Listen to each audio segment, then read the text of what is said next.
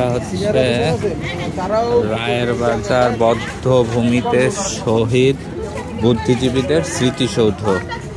Just আপনাদের দেখানোর জন্য নিয়ে আসলাম। এটা মানে এখান থেকে চলাচল করা হয়েছে, বাট ওইভাবে কখনোই দেখা হয় নাই। কিন্তু এই জিনিসটা আসলেই সুন্দর।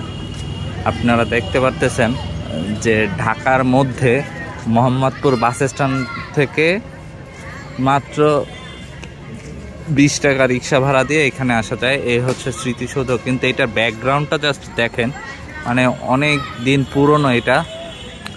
আপনারা দেখেন এটা কতটা সুন্দর, আমি তো দেখে পুরাই অবাক। দেখতেছেন এখানে